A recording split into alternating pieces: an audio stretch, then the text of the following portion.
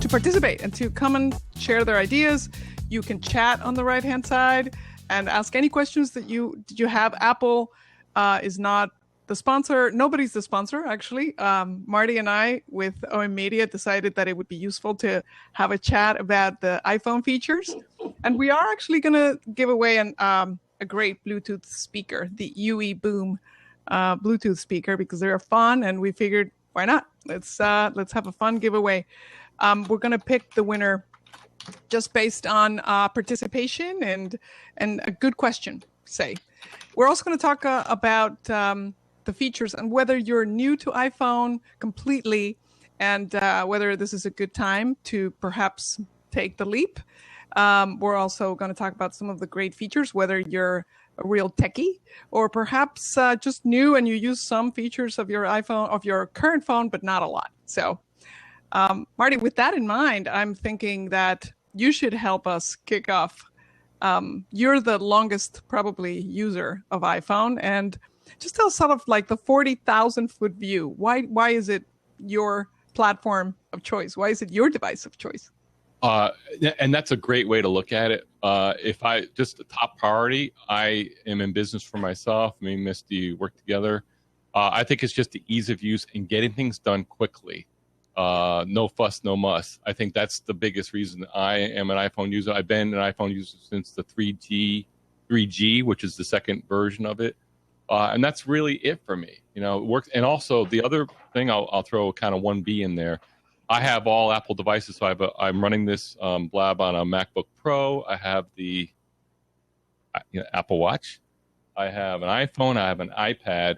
And what Apple's done really nicely is everything works together. It's the ecosystem for me as well, where everything ties in through iCloud. My calendar appears on all my devices. I get I love my Apple Watch, and I know it's controversial as far as people liking it or not liking it. But for me, notifications are great. I can put my iPhone down. So ecosystem and ease of use and getting things done for me, treetop view is it. Yeah. So let me just counteract some of those points a little bit, because I know the hesitation on the part of some people is exactly that once you're locked into a system like iOS or Apple, then it's really hard or the perception is that it's really hard to incorporate Google apps and Microsoft products and just other platforms, right? Competing platforms. And over the years, that certainly has gone away because people, initially, if you were on iPhone, you probably couldn't do too much. In fact, I don't think you could use Word. Yeah. But now, it's pretty much open, right? So I want to make sure that people understand that, it's not what it used to be. And it's definitely, I think, one of the premier platforms. Having said that, I have one. I use it all the time. But I haven't left my Android either. So I'm one of those people on two sides of the fence, and considering today whether the iPhone S would be a great upgrade for me or not. So what about you, Kathleen? What's you're new to iPhone, as you said earlier. So what is it for you?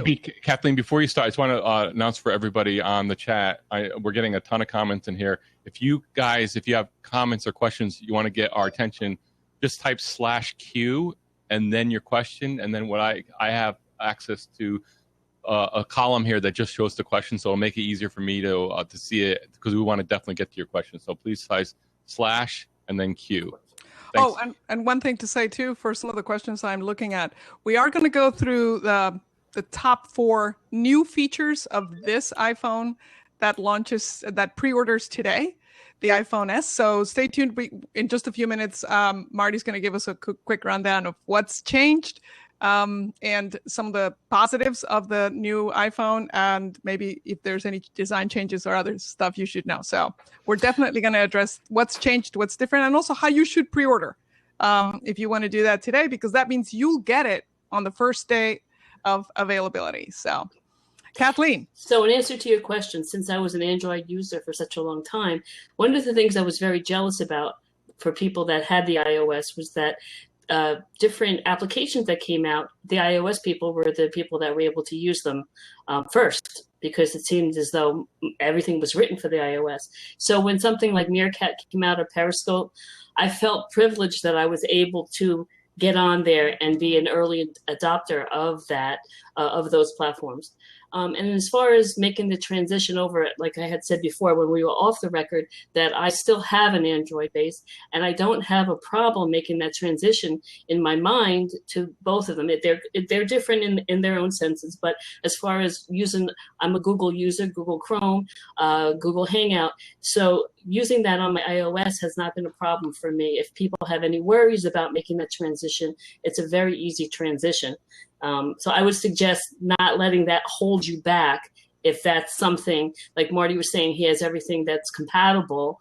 I also have a bunch of things that are compatible, but again, the mindset, it's an easy transition. I was a little bit afraid of it because I was so embedded into it, but it's really not a problem. Yeah. So our guest. Yes. What do you think? What do you think, Najib? I can't read that too well. Oh yeah, Najib. Okay.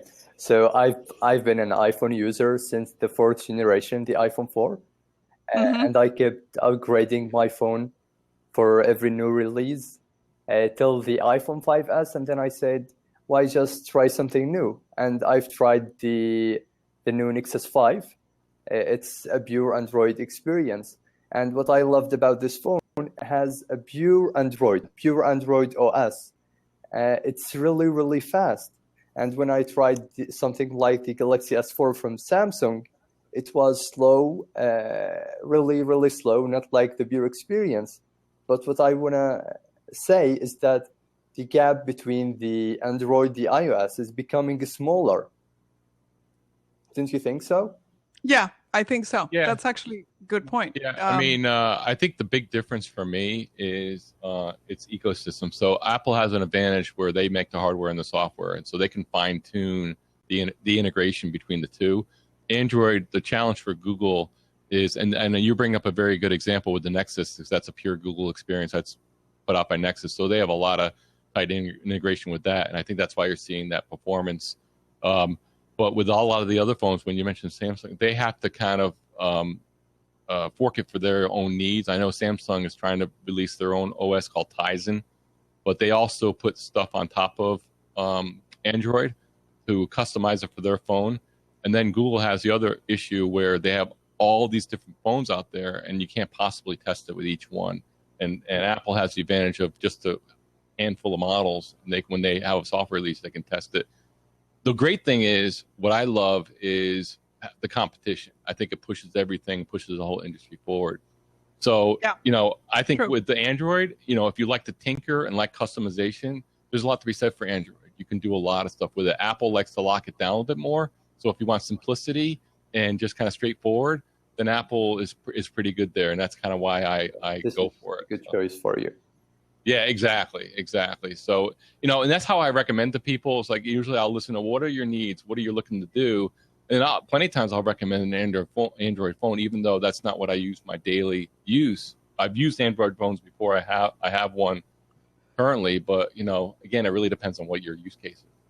Yeah, it's true. It's one of the things that I wanted to talk about is, for some people, let's talk about cameras, because cameras have been one of the main reasons people switch phones and or try new phones in particular. And of course, Android phones have had pretty much the edge on cameras.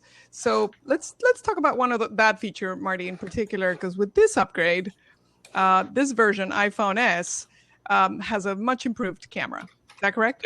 Yes, absolutely. And here's the thing with the cameras, and people, in my past life, I was a photographer. I did weddings, so I'm very well versed in this area. And this is the issue for cameras that people have to remember. I know a lot of people zero in on the megapixel battle. So you have some Android phones, especially on the Windows side, that are up to 40 megapixels in resolution. And that's great. I mean, as long as you have enough light, because those pixels are tiny. And so it takes a lot of light to activate those pixels. What Apple does is they've been slow to upgrade on the pixel count, because it's really a balance between pixels and the size of the pixels. The larger the pixel, the less light it takes to activate it. So there's a balancing act there, you know. So and then the other part that Apple does really well is the software processing part. There's what's called a digital signal processor that's part of the whole photography package in the phone. So when you take that picture, you know, you have the raw image that goes on the sensor, but then it has to be processed into a JPEG, and that's where the magic happens. So, you know, it's really a balancing act. So that's why a lot of people think that the iPhone has the best overall picture, even though other cameras might have better resolution in the right light. Yeah. This is so important because people, yeah, you're right. So you hear big megapixels and you think, ooh, better. Yep. But I think pixels have more to do with whether you're going to print it, you're going to print your images, and how, you know, that obviously the higher the megapixel, the more better quality print you're going to get, right? It took me a while to kind of comprehend myself. But in the end, so it's no longer just capturing a good image, because I think most new smartphones will have various levels, but certainly good quality images. Let's talk a little bit about filters, because it has been also one of those things that, you know, so many new filter apps, photo editing apps, obviously get put on iPhone before other devices. So, Kathleen, do you use a specific filter on your iPhone? Well, I actually use the Snapseed app that has all the filters on it, and I also use Avery, which I really like a lot, and Photoshop. So, but my main one, for some reason, because I use it on also the Android, is Snapseed, and you could also use it on Google Chrome. So I feel like that's more for me at this point. But what I am experimenting with about 5 different other ones, being on the iOS, the iPhone. They come up every day, and I'm always going through them to see, because, you know, being active with my clients, I'm always taking pictures. So very important. So I feel personally that the iOS has more to offer me as far as the photography department is concerned. And Najib, I'm going to bounce you a little bit, let someone else possibly come in that, see if anybody has a question. Thanks, Najib. Great. Thank you. There's a bunch of questions here. Maybe we should go to some of these questions. Well, I think the summary, I'm seeing a lot of questions, Marty. So go through what's changed on the iPhones, just sort of top. What's changed on this version? I think the big news with the iPhone here is, one, I know there was issues with Bendgate, if you guys heard of that, where the people were complaining their iPhone was bending. It's aluminum case. They've strengthened that. They use the same aluminum as they do with the Apple Watch. So you should see improvement there. The other 2 big things is, one is called 3D Touch. And I know there's been some questions about 3D Touch. You know that the iPhone is multi-touch. So you can touch it. You can move things around either this way, vertically, horizontally. But now they've introduced 3D Touch, where you can actually press down harder and get other interactions. So, for example, they have, and I can find the... Yeah, you can press it now, and then you can press further, and you can see apps within. Yeah, I'm going to try to put up the webpage to show you guys. Exactly. So, for example, I'll give you a quick example. Say if you got a text message and it had a calendar invite or had a location, you can actually touch that text, press down harder, it'll actually bring up a map, or it'll bring up your calendar without having to go into that app. And you could say, say for example, someone said, "Can you come over for dinner tomorrow night at 6 o'clock?" Well, I'm not sure. What's my calendar say? Without having to leave the Messages app, you can just press on that, press harder, it brings up your calendar. So, oh yeah, I have an opening there, and you can bring it right into your calendar without having to open it up. And again, it's really good for one-handed use. So you just press down with your thumb and see what your calendar is. I think the challenge will be how developers implement that feature. So that's one. The other one is the camera. 12 megapixels on the back versus 8. So the megapixel jumps to more resolution there. And then 4K video is another big thing. Wow, which is that's amazing. big. Yeah, which is amazing on a phone. It already has 1080p, which is full HD resolution. But for those of you who wonder what the heck is 4K, that's the next evolution in HD. That's usually it's called UHD or Ultra HD. And basically what that means is you're looking at 4 times the resolution of your traditional 1080p full resolution TV, which, you know, I mean, it's amazing on a smartphone that you can get that much. and they were showing video at the event, and it looked incredible. Isn't that going to be enhancing apps like Lab that we're on the road with, and Meerkat and Periscope? It's going to be amazing for that usage, right? Yeah, absolutely. And the other thing is the 6S, or the 6S Plus has optical image stabilization. What does that mean? Well, a lot of phones have software stabilization where they do it in software, where they basically crop the picture and they steady it in software. The Plus has it actually in the lens, where the lens actually moves a little bit. And it almost is like I'm not sure if you guys are familiar with Steadicam. In the professional broadcast arena, people, they have these Steadicams where they wear this big harness and they keep this camera steady. It's on a gimbal. And it just stays steady, and you can be running around. This is actually happening inside the phone in the lens itself. So that's kind of a neat thing. And with 4K video, I mean, it's going to be Marty? Awesome. Just, it's very distracting. I don't know what's going on that other square. John, are you getting set up? Oh, looks like there. I don't know. Anyway, one of the things that also we want to talk about a little bit is the idea that if you, if you haven't yet explored iPhone at all, say you're completely new and you're on another smartphone type of system and you've been trying to consider, it's really, really important that you also consider your network. I have to talk about why that's important. So many of the carriers talk a lot about, we're better, we're bigger, we're more reliable, we're cheaper.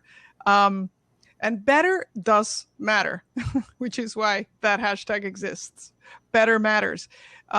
I know that, for example, when I speak to friends of mine and they have, say, kids or just husbands, and you're separated, because people travel, work, study, you just want to know you're going to have a connection. And I really have tried all of them. I've been on all the networks, and I know we've done some work for Verizon. I should disclose that, of course.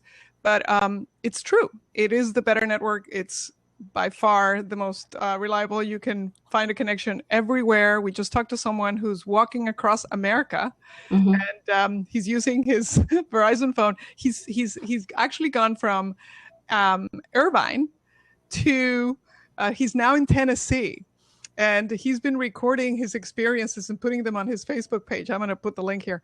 And he's like, it's incredible. Everywhere I go, I've had a connection. And so it's really important that you also make the right choice on that. It's also important to point out in what context one network is better than another. In the context of construction or trades of any kind, where you're inside a building or working inside a steel or concrete structure, that's where Verizon is a better platform, because they operate at lower frequencies. Those frequencies can pass through solid structures more effectively. Let me ask you, just tell us who you are, where you're coming us from. My name is Colin Hill. I've worked in the IT and telecom industry for the last 20 years. I was involved with Nortel Networks when they were building out cellular phone networks for every carrier under the sun. Yes, I know. Thank you very much. And you're based where? I'm in North Carolina. Oh, cool. Okay. We're in New Jersey. I don't look old enough. Thank you. I don't get that very often. Most of the time, I get mocked for the gray in the beard. Yeah, it's anyway. You're Randcom on Twitter, right? There's many things on Twitter, but that's one of them. Yes. Multiple personality. Yes, something like that. The point being that there are contexts in which each carrier is superior. Verizon operates at lower frequencies. The coverage is slightly better inside solid structures, which is good for tradesmen and people who operate in multiple environments where they can't fully test their connectivity at any given time, and to make an informed decision before making choosing a carrier. The problem. What do you use? What phone do you use? I use many phones. I have a Nexus 5 Android device. I have an iPhone 5S. I have a couple of Galaxy devices, but I do software development, so I test all of them. Right. What you'll find though, as far as networks, is if you want higher data throughput, you're going to want networks carriers that operate on the higher frequencies, like T-Mobile or AT&T. One of the reasons that I initially went with Android devices rather than an iPhone was I was dissatisfied with AT&T, which I had up until that point. I specifically moved away from AT&T about 6 months before the iPhone came out. And specifically chose not to. And they didn't have the iPhone for AT&T had an iPhone, but then Marty, when did the rest of the carriers have that? It was like 5 years or something like that. I think it was a 3-year thing. It was 3.5 years, I think. Yeah. Kyle, I'm going to let you go because I'm going to get some. I know there's some other folks that are going to get in, but I appreciate you coming in here. Sure. Have a good one, guys. Thanks. Bye-bye, Colin. I want to mention that I recently was in Canada, and so I'm a Verizon user, and my husband has a different carrier through work. And when we were traveling through Canada, I always had a connection, and whether I was within a structure and underground. Well, that was a little iffy, the underground, but I had more of a signal than my group. And any place I went, also when I was in Europe, I was able to have the connection that he didn't. So. Yeah, global data on Verizon is actually excellent. Yes. One of the things that Marty and I talked about a lot when one time was this idea that if you're a parent and your child is probably asking you for a smartphone, chances are they're probably also thinking about an iPhone. And I'm not suggesting they should be on the iPhone 6S latest necessarily, but I do love their restrictions and how you can, protect them and really have filters for content. You can obviously decide what rating of apps, games, movies, books, whether you want to allow explicit lyrics. And the iPhone allows you to actually, as they grow, if you want to give additional permissions, you can actually set them up. Now, you get your own unique code as a parent for your child's device. And quite honestly, although there are other products on the market, the iPhone settings for restrictions for your children are amazing and very easy to use. And to me, it was reason enough for me to give my daughter an iPhone, to be honest, because I could say, okay, I don't really want to explicit lyrics for a 6-year-old or, well, she wasn't 6 when she had an iPhone, but a 12-year-old say, there's some songs, there's definitely some videos, music videos. That's for filters, for content, but also, again, in-app purchases. How many of you, raise your hand, have had a lot of surprise spending happen? Mm-hmm. The iPhone is one of the devices, I would say, as the online mom, officially, I will tell you, it's probably, in my view, the best device to protect yourself from surprise purchases. And the overall restrictions on iPhone are incredible. Well, the other thing that I like that I didn't have on the Android was that I can see when the messages are delivered. In my family, everyone had an iPhone. I was the only one who didn't. Sometimes my messages wouldn't, I would not receive their messages. But now that we're all on the same, and I can see that they're delivered, especially when the youngest is out till 2 o'clock in the morning and I'm trying to get him, I like to see that it's delivered. Then I'll ring him. Yeah. As a parent, it gives you more security. And Verizon, I also like the fact that they have a lot of different features that I could locate the phone. Yeah. By my iPhone? Yeah, to locate. That's important if I want to know where somebody is. Yeah, I'll let me add to that also, and talking about little security, is that along with Find My iPhone is that you can wipe your phone if it gets stolen or lost. That's a very important thing. You can lock it down. The new iOS 9, which will go live next week, and everyone can upgrade. If you have an iPhone 4S or higher, you can upgrade to the new software. That's going to expand the lock code to 6 digits, which is very important because it basically goes from a 10,000 possible combinations to 4 digits I think over 1 million with 6 digits, and that's major. The other thing is on these new phones, it has Touch ID, the fingerprint reader, which I use all the time, and that's incredibly secure. You know, the actual data for the fingerprint is held in a separate area on the phone that's locked down and encrypted, and it doesn't go on servers or anything like that. So it's incredibly good. It also works with other apps on the phone.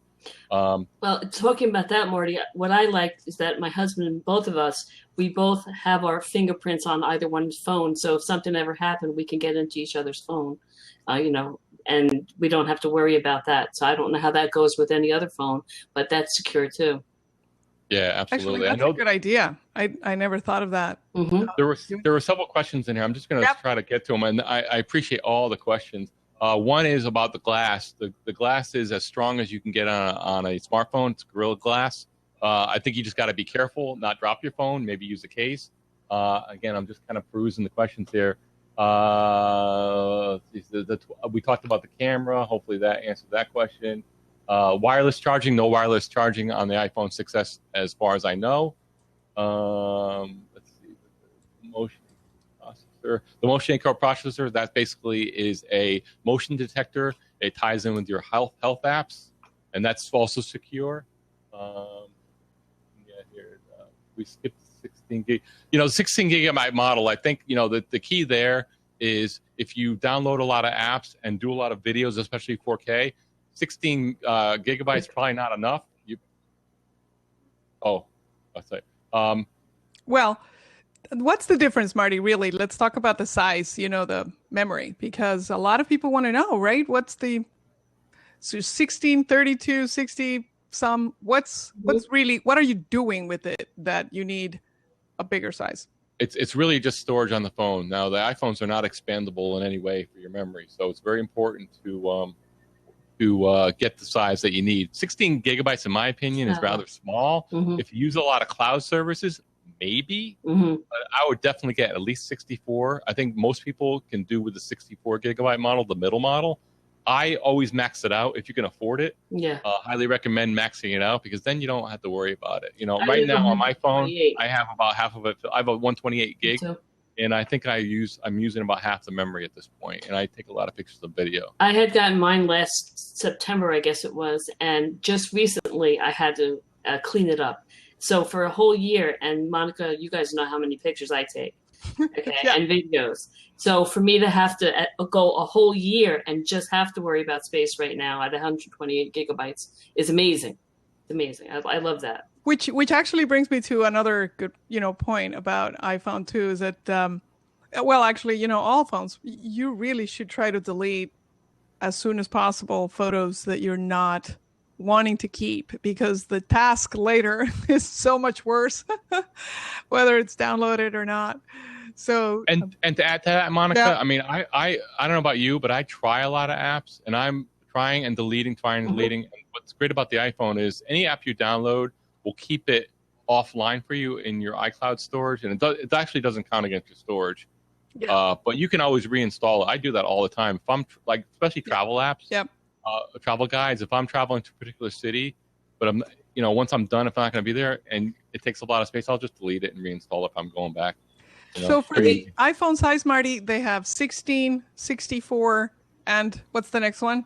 128. And 128 gigs. So that's a seriously big phone.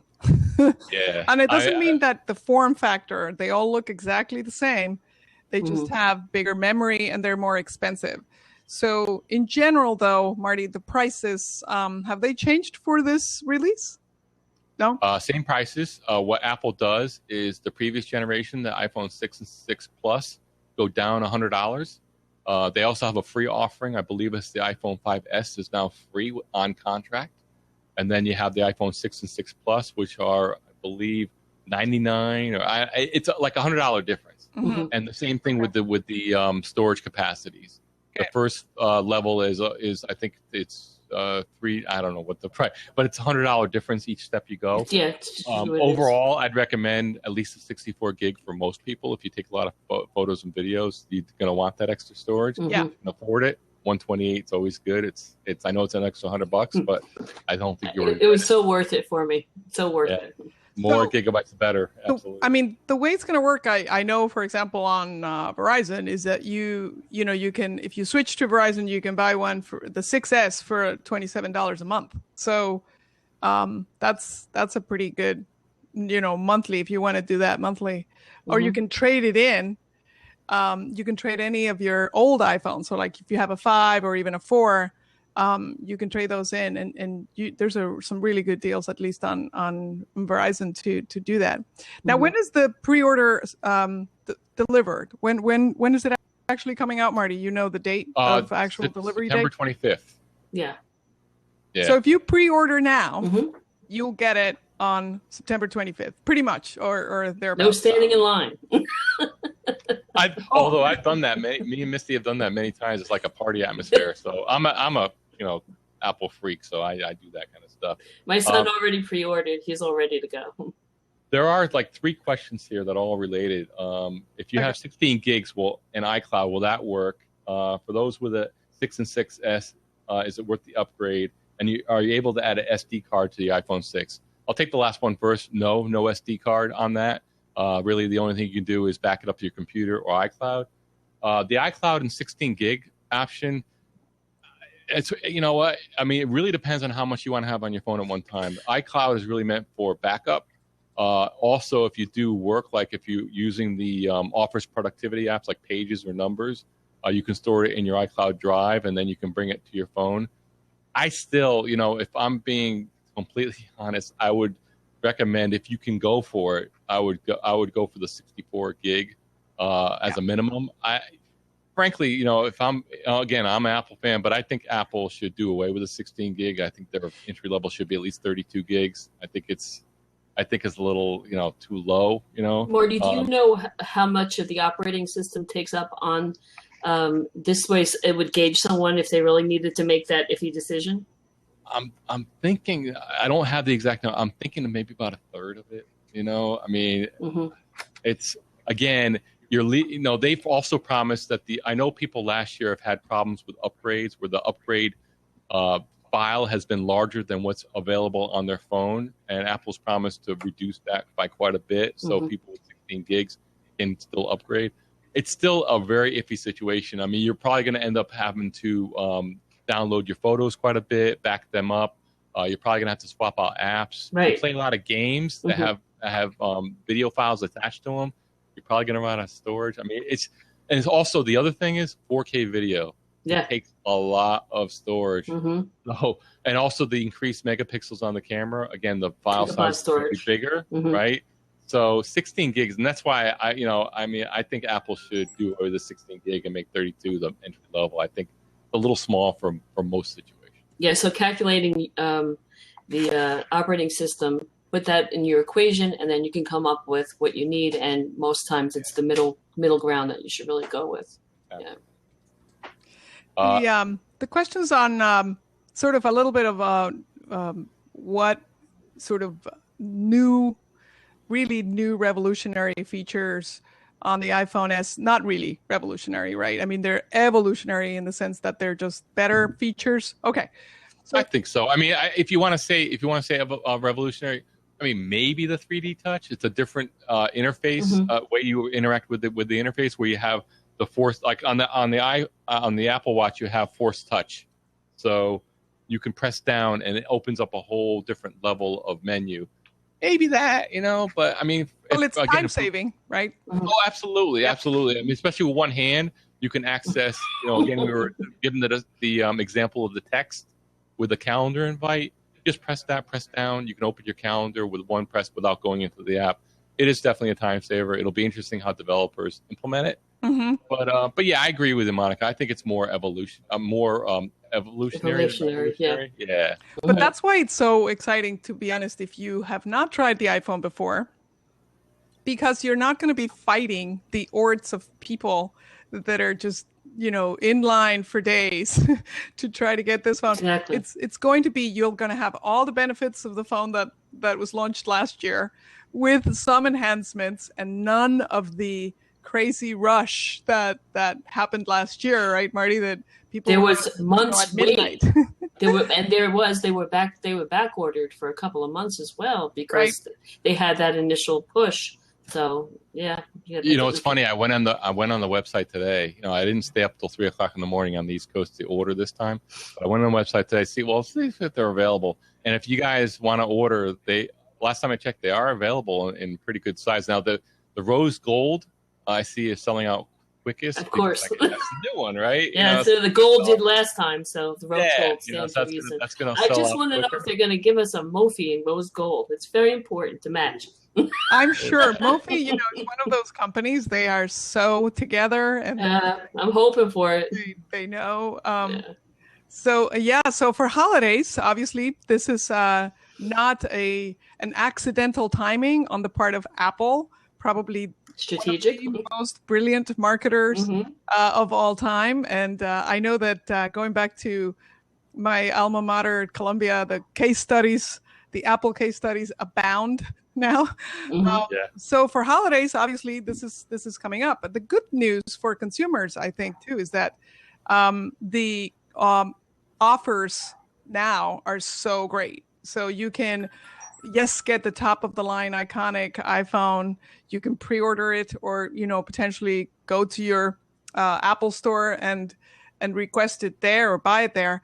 But you also now have great plan choices. I know, at least Verizon came up with small, medium, large, extra large. You can just pick what you need. No contracts if you don't want them. So there's such a good time if you have explored the iPhone, but go to the stores and definitely play with it.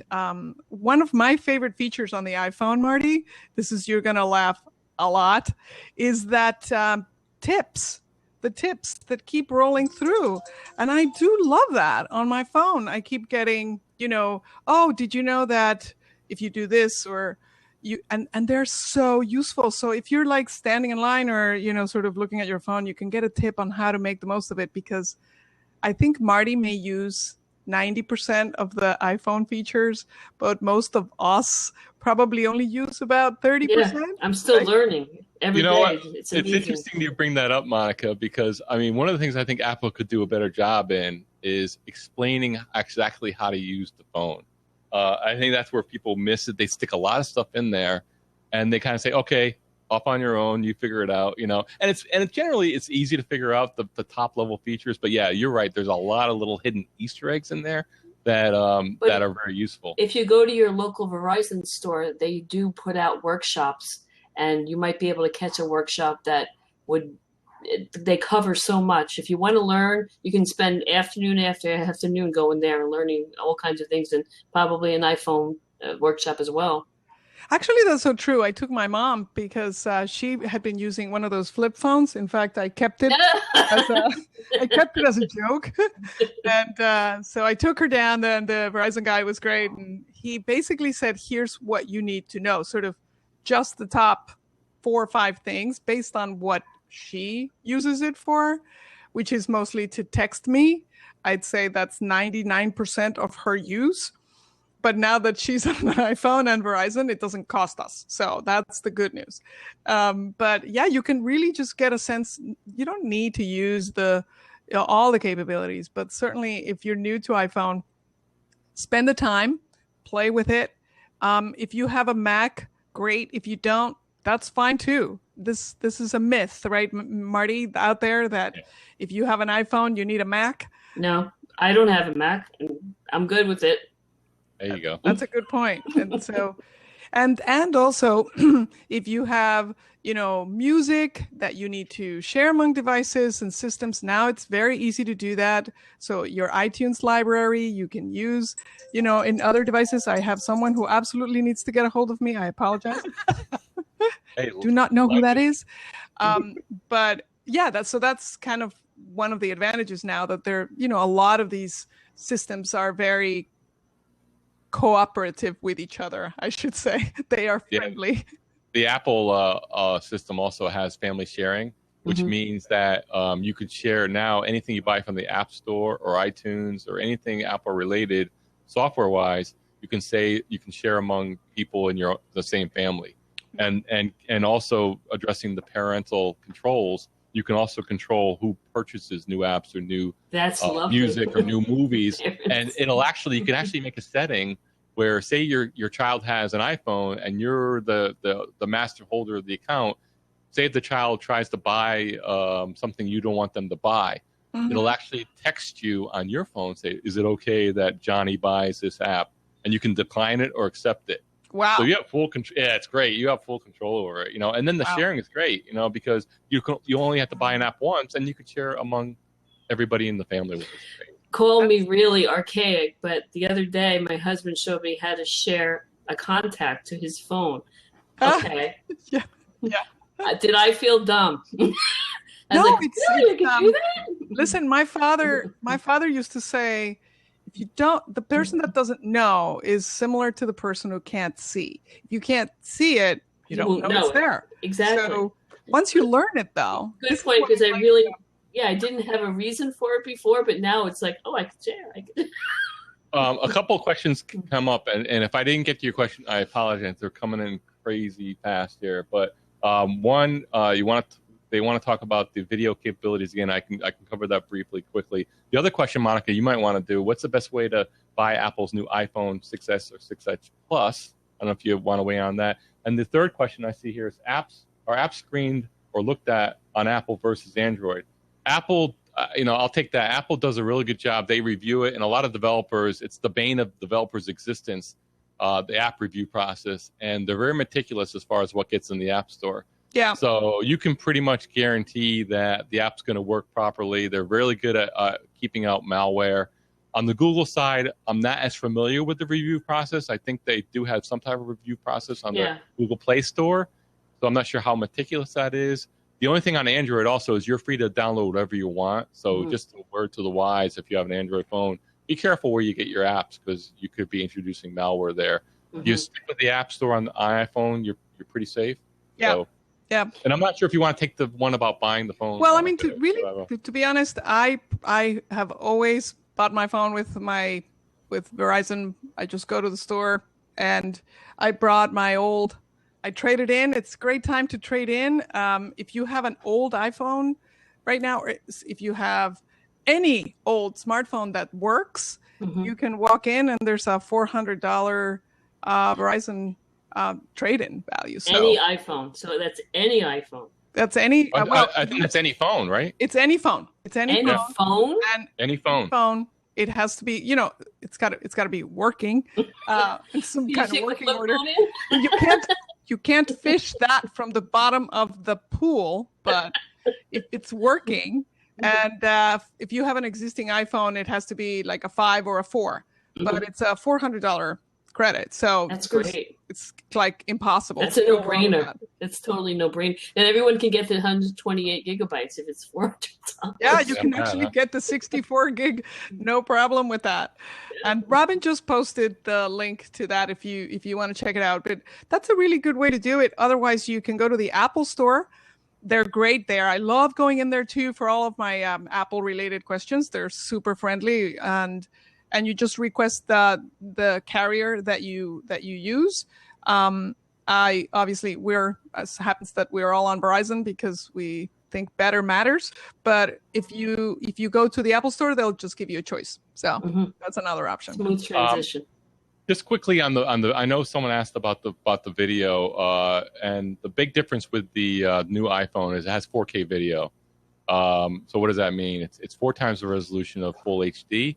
On the iPhone 6s Plus, the big difference with the camera is it has optical image stabilization, which means that the actual lens moves up and down, and that's far better than software-based, because software-based, it crops it and it kind of distorts it a little bit because it's doing it in software.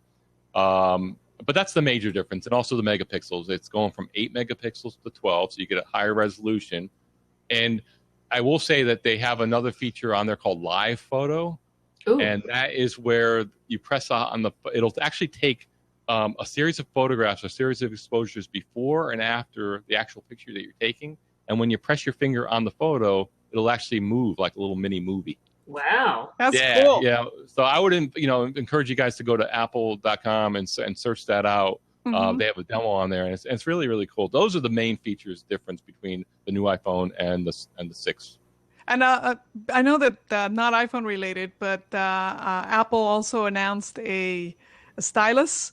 Oh yeah, Apple Pencil. That's great. And the iPad Pro, which is probably more expensive than a lot of laptops, but certainly very powerful and very portable. And then a keyboard, right? Which is new Very form useful. factors. Very useful. Yep, and I'm gonna go to the video here if you can still hear me. Can you still hear me? Yeah, we can hear Okay, you perfectly. good. This is the reveal video that they played at the event, revealing the iPad Pro. And the big difference with this is it's basically a big iPad. It's almost 13 inches diagonally. And what Monica was mentioning with the pencil, it's the Apple Pencil. It's a very high-tech stylus that if you're an artist or a video editor or someone that really would value touch, this is probably a device you may want to consider. It's pretty slick the way they did this. Love that you have that video. Yeah. It's great. Marty, do you remember the price point on that? It starts at $799, and I think it starts. I think a 32 gigabyte model, and it goes up from there. I think there are 2 other models. There's one with the top model has LTE built in for I think it's over $1,000. They're not cheap, but it'll be very interesting. The other use case I see for this is in the enterprise. When I was in my previous life, I was with ESPN for 18 years, and during that time, they brought in iPhones and Apple products as a choice for your mobile device. One of the things they brought in was iPads. And I remember seeing, especially in the C-suite and the executives, they love their iPads. And this was the full-size iPad. So it's going to be very interesting to see with the 12-inch, how I think that it's going to go over very big with executives. Because also college. I think it would be really useful. College. Yeah. Anything that were touch would benefit. Because another feature on that is with the Apple Pencil, you can actually draw on the screen. Right. So if you're taking notes and annotate. Design people, that would be excellent. Exactly. Excellent. Let's not forget that I agree with the college applications, of course, which is great, but the price point is going to make it a little interesting to $700 to me is a great investment if I'm going to send my kids to the college with it and be able to apply it. It's very important, so I think that's pretty reasonable with those features. And you can get insurance, right, too, and be connected all the time if you get, obviously, with the cell service, which should be used. Is that cell enabled, Marty? They do have the top of the line iPad Pro is LTE enabled along with Wi-Fi. So yeah, and I think all the carriers have it, and I know Verizon has a version for them. But yeah, that's a pretty neat package where you stick in your bag and you're ultimately connected right away. Wi-Fi or LTE. Yeah, I love that video, Marty. I love how you can show that. It's so Somebody good. just Marty's comments. Funny. Accessories. No, I don't. Well, Birdie, I wish. Yeah, I know, right? That would be interesting if it included me. So this is definitely a lot of people are waiting, and we're asking this from Santa this year. This is the Santa. This is a Santa. Yep, for sure. Oh, yeah, exactly. I think it's mine to list. Yep. Let us know if you have any other questions. I see some people are just now joining, and we were talking about iPhone pre-orders, and today is the day when you can start your pre-orders. We have a couple of links that we've shared on one of the ways you can actually get your pre-order going. And if you're interested in the summary of the features, I know Marty will be playing the Blab video back, so you can all see it. Yes. But yeah, it's definitely Nikki's saying she's sold. So that's the video I'm showing right now is highlighting the Apple Pencil. Yeah, Robin just posted the link for the pencil. If you guys want to go look at that, I think it's fantastic.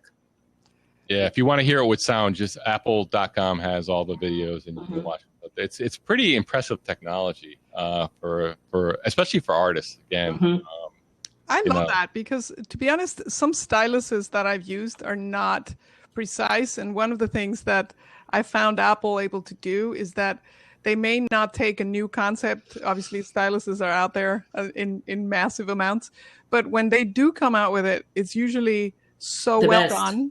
And so you're so happy to hold their products. You're so happy to use them because they work Oh, really look at well. that. Oh my So, goodness. I love that. I've had so many stylists and I haven't been happy with any of them. That looks amazing. It does. It does look great. And even if you're not a drawer, you like writing down sometimes it's so important to remember things, to take notes. I know I have a high schooler and she said, Mom, this year it's all about taking notes, annotating. And so if you can actually use technology to capture what you need, plus, make notes on it, it's going to be really helpful. And maybe penmanship come back. I don't know if you noticed in the comments, Missy's already put her wish in for Christmas. I love her. Misty knows. Oh my goodness. Well, this has been great. This has really been great. We appreciate so many of you coming on and participating, and we wanted to make sure we have a winner of the UE Boom, which is this amazing Bluetooth speaker. Thank you so much for joining us and for all your questions. And obviously, we'll hang around to answer any more that you might want. A reminder that if you hover over our profiles where you see our names, you can see who we are, what we do, and you can also follow. And we will follow you back. Blab is one of those super easy platforms. We don't clutter the Twitter stream. So we can have our own chat privately in a way, although, of course, there's 168 people. But we enjoy this so much. And thank you for your props, by the way. I know Marty does an amazing job. And Kathleen, thank you so much for joining us, too. You're welcome. So the winner today of the UE Boom speakers, and I need a drum roll. Marty, do you have one of those? You know what? Now you gave me something that didn't happen to the challenge next time. I will have a drum roll next time. Next time. And it's going to be Nikki H3. Thank you so much, Nikki H3. Congratulations, Nikki. Okay, yes. I put a star next to your name just now. If you're in the group here, congratulations. And we'll ship this out to you. Thank you so much for joining us. We're going to come back to you on Friday. And that is for the standard, VZW Buzz recap and chat. Hopefully, Kathleen, you can join us again. Yes. Probably the best way to find out about that is follow the hashtag, right, Monica? Yeah, you can follow the hashtag. And you got to remember that better does matter. So if you're switching over, this is a really good time to consider the better choice, because when you need to connect with your daughter and she starts driving, has a connection wherever she is. And you can find her. There's only at least in my view, and I'm very biased, of course, there's only one Verizon. So that's my choice. And we'll do more of these. I know there was I want to also extend my thanks to everyone for tuning in. All your great questions. The time goes by very fast. We'll do more of these. It's a complicated subject, I know, and we all love talking about it. We all work together. So be on the lookout. We'll definitely do more of these. But thank you very much for tuning in. I really appreciate it. Thanks, everyone. And we're going to check out. I'm going to X you guys out, and then but thanks, everyone, for tuning in. Okay, have a great afternoon. Bye-bye. And Kathleen, everyone. Thank you, Robin, for joining from that lake house. And peeling yourself away from that beautiful, relaxing view. Say hi to Brad. Marty, have a great weekend, a great Saturday. You too. Bye-bye.